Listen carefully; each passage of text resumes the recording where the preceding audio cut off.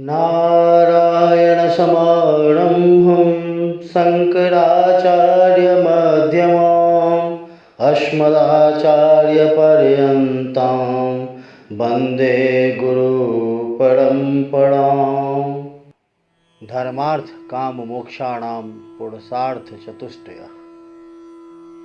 धर्म, अर्थ, काम और मोक्ष ये चार पुरुषार्थ हैं। इसमें तीन पुरुषार्थ जो त्रिवर्ग में आते हैं, धर्म, अर्थ, काम, इन तीनों के बारे में हम लोगों ने पिछले वीडियो में सुना। आज हम इन चार पुरुषार्थों में सबसे अंतिम पुरुषार्थ, से परम पुरुषार्थ कहा जाता है, मोक्ष। आज हम इस पे चर्चा करते हैं कि मोक्ष क्या है, हमारा धर्मशास्त्र क्या कहता है कि मोक्ष की प्राप्ति कैसे हो। मोक्ष, जिसे मुक्ति भी कहा जाता है, यह एक दार्शनिक अवधारणा है। मोक्ष दार्शनिक अवधारणा है।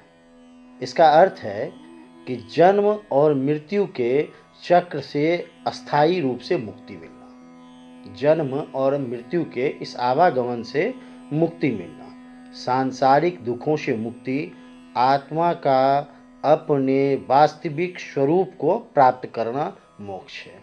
स्वयं को पहचानना, आत्मा का अपने वास्तविक स्वरूप को प्राप्त करना। पुनर्जन्म न विद्यते, कि फिर से दूसरा जन्म न मिले, इस शरीर को यही मुक्ति मिल जाए, वही मोक्ष है। मोक्ष जब पहले के तीनों पुरुषार्थ पूर्ण होते हैं तब इसका द्वार खुलता है। अर्थात तीन पुरुषार्थ की पूर्ति के बाद हम अज्ञानता से मुक्त होकर अपने सच्चे स्वरूप को जानने की कोशिश में लगते हैं। कि जब तीन पुरुषार्थ पूर्ण हो जाते हैं तो हम यह जानने में लगते हैं, उस ज्ञान की प्राप्ति की खोज में लगते हैं कि मोक्ष क्या है। अपने कर्मों के बंधन से मुक्त होकर अपने कर्म फल से प्रभावित न होना, यह भी मोक्ष है। अपने सारे कर्म के बंधन से मुक्त हो गए, या कर्म फल जो हमारे हैं उनसे कोई प्रभाव हम पे नहीं पड़ रहा है, उसका क्या हो रहा है, सुख दुख किसी चीज़ से, तो वह मोक्ष है। तब उस परम आनंद और ज्ञान को प्राप्त करते हैं जो आत्मा का वास्तविक स्वरूप है, ये भी मोक्ष है। हमारे धर्म ग्रंथ मृत्यु उपरांत मोक्ष की बात करते हैं। वेदांत दर्शन कहता है कि जीवन जीते हुए जीवन से मुक्त हो जाना ही मोक्ष है। जीवन जी रहे हैं फिर भी इस जीवन से मुक्त हो जाते हैं हम। हमें न सुख दुख, अपमान, ईर्ष्या, द्वेष, लोभ, मोह, किसी चीज़ से कोई मतलब नहीं होता है। इस शरीर को नहीं, हम अपने आत्मा के दर्शन, आत्मबोध कर लेना, वह मोक्ष कहलाता है। चारों पुरुषार्थों में यह परम पुरुषार्थ है। तात्पर्य यह है कि सब प्रकार के सुख दुख, मोह इत्यादि का छूट जाना ही मोक्ष है। इनसे छुटकारा मिलना ही मोक्ष कहलाता है।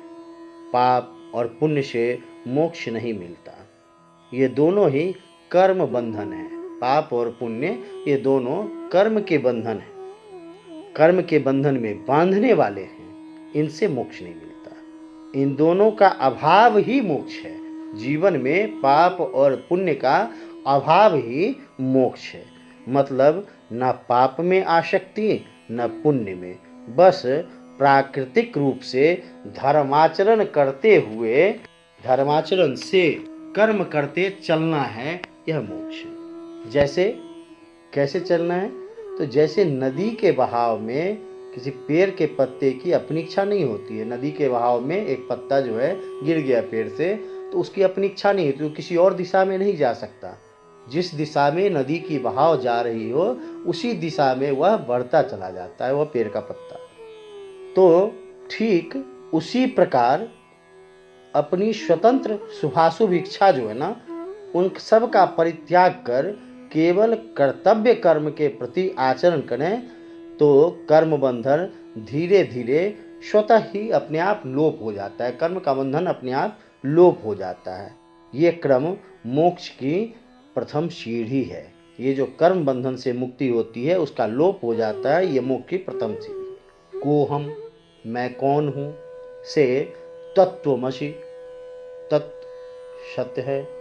त्वम, तुम हो, वही तुम हो, अर्थात तुम ही ब्रह्म हो से अहम ब्रह्मास्मि की ओर बढ़ना, कोहम तत्वमसि से अहम ब्रह्मास्मि की ओर बढ़ना और उसे प्राप्त करना, यह मोक्ष है। सांख्य दर्शन कहता है कि जिससे मुक्त होना है वह प्रकृति है। किससे मुक्त होना है? तो जिससे मुक्त होना है वो प्रकृति है, और जो मुक्त होता है वो पुरुष है। जो मुक्त होता है वो पुरुष है। तो पुरुष और प्रकृति के मेल ही इस सृष्टि का आधार है। पुरुष और प्रकृति का मेल ही सृष्टि का आधार है।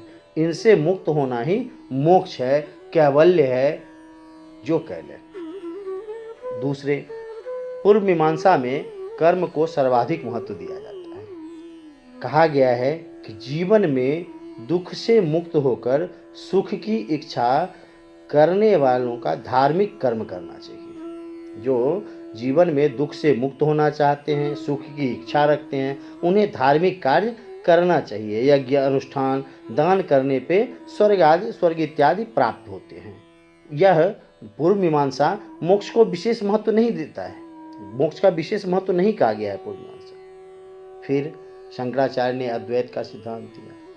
शंकराचार्य अद्वैत वेदांत में कर्म और भक्ति की प्रधानता न देकर ज्ञान को प्रधानता दी।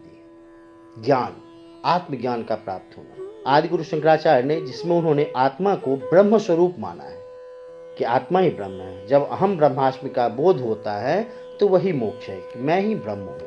शंकराचार्य ने, आदिगुरु शंकराचार्य ने विवेक चूड़ामणि में कहा, उन्होंने जाति नीति कुल गोत्र दूरगम, नाम रूप गुण दोष वर्जितम, देश काल विषयाति वर्ति यद तत्वमसि भावयत्मानि। जाति, नीति, कुल, गोत्र से अलग, नाम रूप गुण इन दोषों से रहित, जो देश काल और विषय से परे हैं, जिसमें यद ब्रह्म तत्वमसि, अर्थात जो ब्रह्म है वही तुम हो का भाव स्वयं के अंदर लाना ही जो है ना, वह मोक्ष है।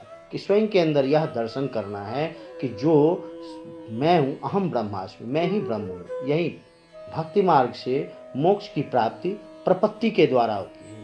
प्रपत्ति का अर्थ ईश्वर की कृपा पर पूर्ण विश्वास करके उनके समक्ष आत्मसमर्पण कर देना। उनके समक्ष आत्मसमर्पण कर देना, इससे सहज ही मोक्ष की प्राप्ति हो जाती है। भक्ति से जीव को ईश्वर का प्रसाद प्राप्त होता है और वह मोक्ष प्राप्त कर लेता है। यह स्वयं को स्वयं से मिलाने के जैसा है। यह स्वयं को स्वयं से मिलाने, स्वयं को पहचाने, नो योरसेल्फ, अपने खुद को पहचानो, यह मोक्ष है।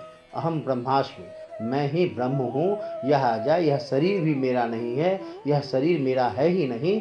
अपनी कहते हैं ना कि वो आँख से आप देखते हैं जब बाहर, तो आप बाहर दिखता है तो आँख को ही उल्टा कर लो, आँख उल्टा कर लो, अपने अंदर दिखने लगेगा। वही जब अंदर दिखेगा तो जो बोध प्राप्त होगा, जो ज्ञान प्राप्त होगा, वही मोक्ष है। पूर्णमदः पूर्णमिदं पूर्णात् पूर्णमुदच्यते पूर्णस्य पूर्णमादाय पूर्णमेवावशिष्यते।